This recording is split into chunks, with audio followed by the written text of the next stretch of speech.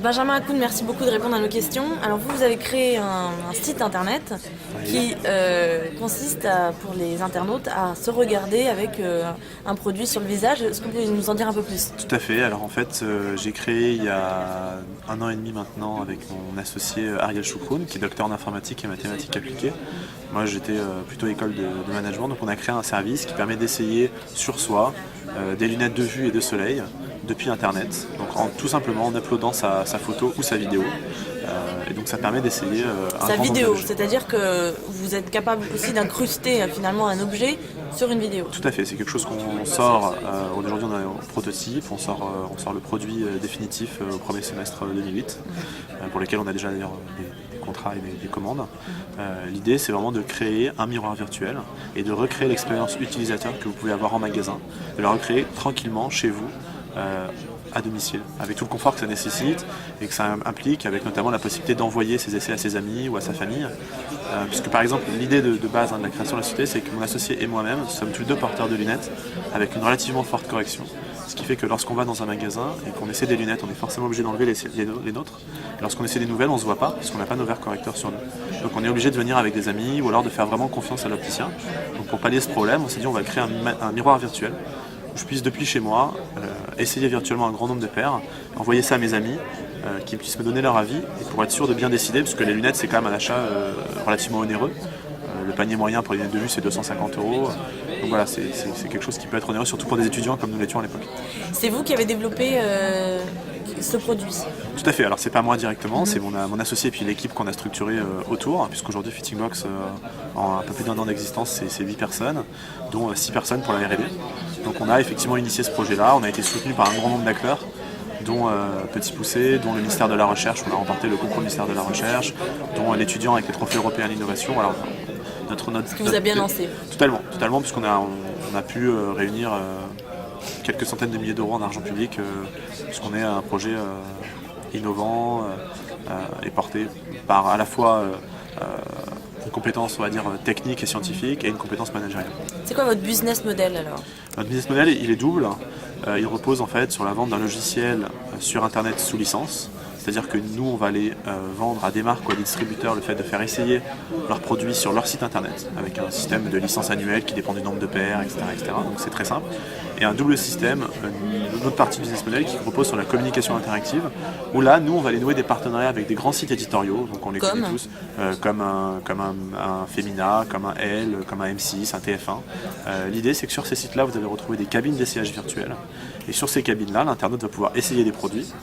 Et nous, qui sont vendus par ces mêmes sites? Qui sont pas vendus, c'est juste de la communication. Oui. Si vous voulez, pour un site féminin, ça apporte un contenu novateur, qualitatif.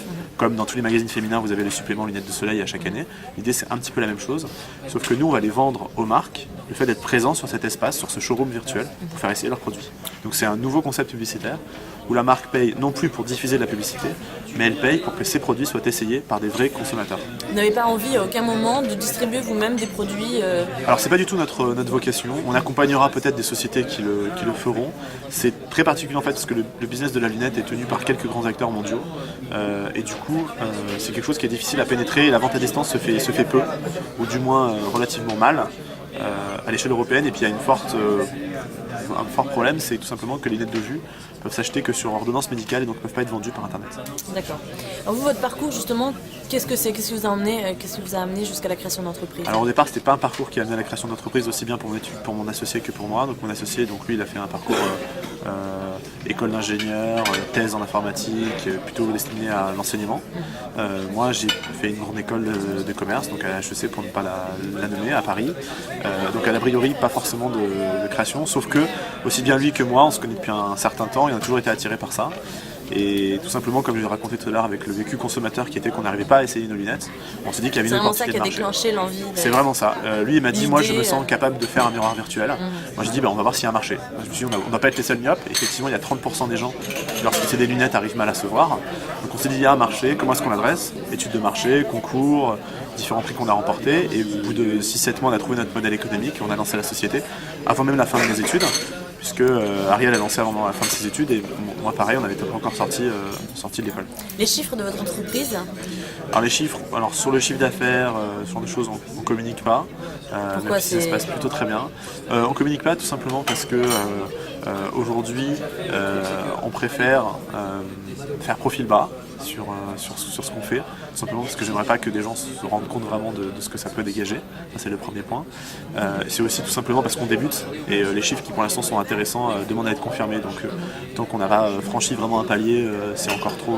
En termes d'investissement, ça a demandé combien ça? En termes d'investissement, ça a demandé au total, on est à peu près à 350 000 euros d'investissement en fonds privés et en fonds publics. Vous cherchez des...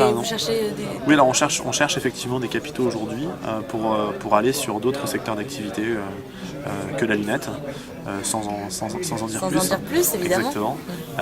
Donc on cherche des capitaux effectivement. Et moi ce dont je préfère parler, c'est effectivement des ressources humaines, puisque j'en ai parlé, il y a Ariel et moi qui sommes les deux cofondateurs, mais sans les salariés qui nous accompagnent et qui ont cru en nous dès le départ, on ne serait pas là.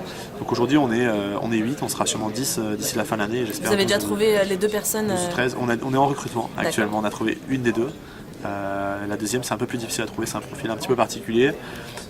J'ajoute aussi que la structure est à la fois sur Paris et sur Toulouse. Donc on a la structure R&D qui est à Toulouse, et la structure commerciale qui est à Paris. Et aujourd'hui, le poste dont on a besoin, c'est des gens qu'on trouve très facilement sur Paris, mais plus difficilement sur Toulouse. Donc on essaye de convaincre des gens de venir à Toulouse, mais ça devrait se faire parce que c'est une ville avec une bonne qualité de vie. Donc, pour les gens que ça intéresse, il y aura votre contact sur le site internet. Je vous remercie beaucoup, Benjamin, et je vous souhaite bonne continuation. Merci à vous.